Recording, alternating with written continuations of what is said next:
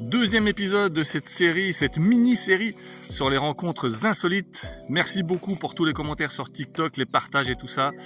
Là, tu vas voir, reste jusqu'à la fin, like, partage, abonne-toi pour rien louper. Reste jusqu'à la fin, je vais te partager aussi une de mes expériences. J'en ai eu plusieurs, mais je vais commencer par une et il y en aura d'autres. Nous sommes en plein Covid. Cette femme télétravaille depuis chez elle et il fait très chaud. Et dehors, elle voit un travailleur qui est là pour le service des eaux. Et il fait vraiment très chaud. Et malgré qu'il travaille pour le service des eaux, il semble ne rien avoir à boire. Donc elle ouvre la porte et puis elle va lui proposer à boire. Le type refuse. Néanmoins, ils engagent la conversation. Et puis le temps passe, mais pas grand chose se passe, mais ils discutent et c'est sympa. Et puis elle retourne faire son télétravail après sa pause. Et quelques jours plus tard, alors qu'elle est en train de manger, ses filles lui disent « Maman, t'as vu dehors, il y a quelqu'un avec un bouquet de fleurs ?» Elle ouvre la porte et c'était le travailleur en question qui avait refusé l'eau, qui arrivait avec un bouquet de fleurs. Et s'en est suivi une histoire qui a duré une année. L'histoire a mal fini parce qu'elle est tombée amoureuse, mais pas lui. Mais ils ont passé une année. On a eu une rencontre fortuite qui était sympa. Et j'amène un petit regard, je pose un regard là-dessus, parce qu'on peut me dire après, ouais, mais ça marche pas. Je voulais juste spécifier une chose, c'est qu'en fait, tu sais jamais ce que ça va donner dans la vie. Et si tu ne tentes pas, tu ne peux pas savoir. Même si l'histoire se finit plus ou moins mal pour une des parties, elle a eu lieu, elle s'est passée. Et pendant ce temps-là, dans ce présent-là, c'était quelque chose d'énorme et c'est ça qu'il faut voir. Et trop souvent, on a une vision, et surtout vous les femmes, je le vois dans vos commentaires, il y a beaucoup de commentaires de femmes sur TikTok, et vous êtes beaucoup trop dans les attentes. Et vous pensez à chaque fois, en projection, que la personne que vous avez rencontrée va être le prince charmant et que vous avez passé votre vie ensemble. C'est aussi notre cas en tant que mec, de tomber sur notre princesse charmante et de passer notre vie et de construire les choses ensemble. Mais néanmoins, on est peut-être un peu plus dans le présent.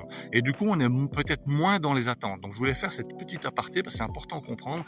Et par rapport aux commentaires que tu as pu faire là-dessus, je t'incite peut-être à un moment donné à lâcher un petit peu ces attentes et prendre les choses comme elles viennent parce qu'on ne peut jamais savoir.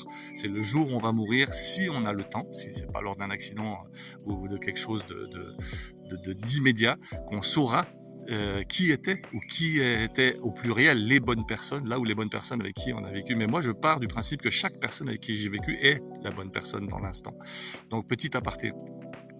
Une autre histoire insolite qui est assez marrante aussi, c'est une dame qui avait mis des cartes de visite et qui donne des soins énergétiques et qui a mis des cartes de visite dans des bureaux de poste, des trucs comme ça, des PMU en France et tout. Et un gars qui a pris un jour un rendez-vous pour venir faire un soin énergétique. Et on est suivi une histoire d'amour qui a duré plusieurs années aussi. Ils sont plus ensemble aujourd'hui, mais ça a été une histoire d'amour qui a duré un certain nombre d'années aussi. Donc voilà, pour l'instant, c'est toujours des histoires, comme tu peux remarquer, qui n'ont pas duré. Mais pour une fois, je répète une nouvelle fois que qu'importe, dans l'instant, la magie opère. Et c'est ça qui compte. C'est ça qui compte. C'est pas de dire, mais ça ne marche pas, puisque ça marche dans l'instant. Et à chaque fois, toi qui regardes cette vidéo, tu as déjà vécu des histoires d'amour aussi. Et au moment où tu as entamé cette histoire était la bonne. Et tu pensais dur comme fer que ça allait durer tout le temps. Et peut-être que tu es parti, ou peut-être que l'autre est parti, mais c'est pas très important ça. C'est qu'à un moment donné, il y a quelque chose, une rupture qui se fait, mais ça ouvre des portes pour d'autres choses. Et ça, c'est très important. Moi, je te raconte une de mes histoires. J'avais 22 ans. Et mon frère, qui est paix à son âme, est mort maintenant depuis un moment, devait faire la descente de l'Ardèche en canoë-kayak. Et en fait, lui, c'était pas un gros sportif. Moi, j'ai toujours été sportif et tout ça, et j'avais des choses de prévues. Néanmoins, à la dernière minute, il me dit « Écoute, j'ai pas envie d'y aller. Est-ce que tu veux y aller à ma place ?» Je dis « Ouais, écoute, je l'ai encore jamais fait, j'y vais volontiers. » Et ce week-end-là, il s'est passé beaucoup de choses que je vais t'expliquer maintenant. Me voilà parti faire la descente de l'Ardèche avec une seule personne qui était un ami commun que je connaissais. Et les autres, dans un espèce de groupe, apparemment c'était un groupe, je connaissais personne. Et durant ce week-end-là, il y avait de la concurrence dans les mecs et tout. Néanmoins, il y a une petite nana qui avait attiré mon attention. Et en fait, on a sympathisé et tout. Et le soir arrivé, ma mère m'avait fait à l'époque une espèce de grand drap. Parce que moi j'aime bien être à l'aise pour dormir, tu vois, elle m'avait fait une espèce de grand drap avec plusieurs draps qu'elle avait tricoté, enfin cousus ensemble, et je pouvais dormir dans ce truc-là comme un énorme sac à viande. Et elle, je sais pas comment ça se fait, elle s'est retrouvée le soir en disant il y a quelqu'un qui pourrait m'héberger parce que moi, j'ai pas de sac de couchage, j'ai rien. Et tous les mecs étaient là, ouais, moi. Puis moi, je la regarde, puis je fais, écoute, moi j'ai un truc, c'est ma mère qui me l'a fait et il y a de la place pour 2 dedans. Et elle est venue, et elle a dormi avec moi et on a passé une nuit collés l'un contre l'autre en ressentant quelque chose d'extrêmement fort. Et cette personne-là est devenue ma femme pour les 9 années qui ont suivi, avec lesquelles j'ai eu 2 enfants. On n'est plus ensemble depuis très très longtemps.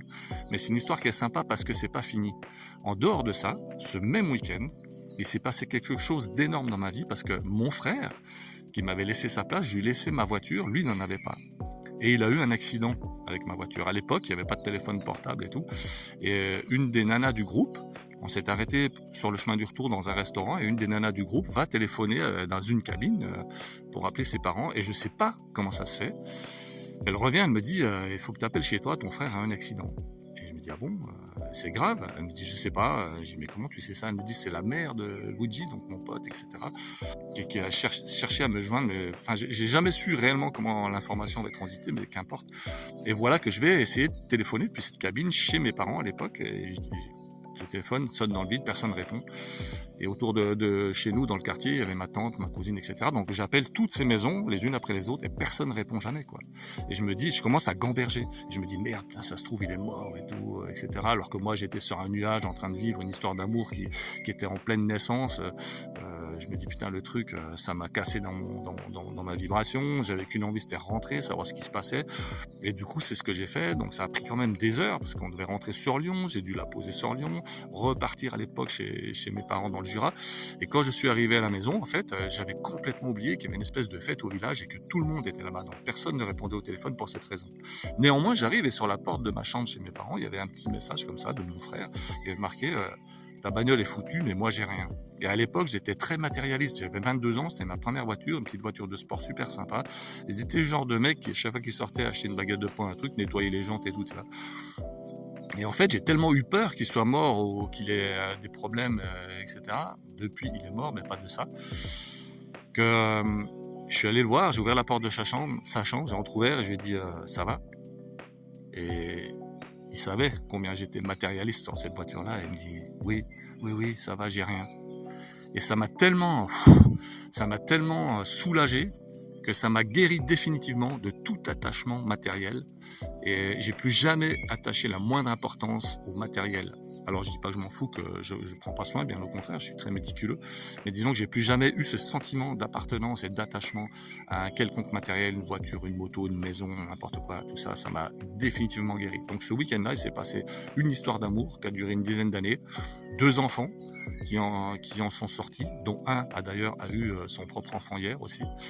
Hier, avant-hier, je crois. Et ça m'a guéri définitivement du matérialisme outrancier.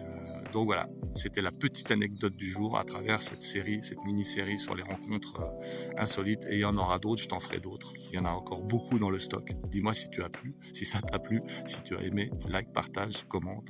Et abonne-toi pour rien louper. Merci de me suivre. À bientôt pour de nouvelles aventures.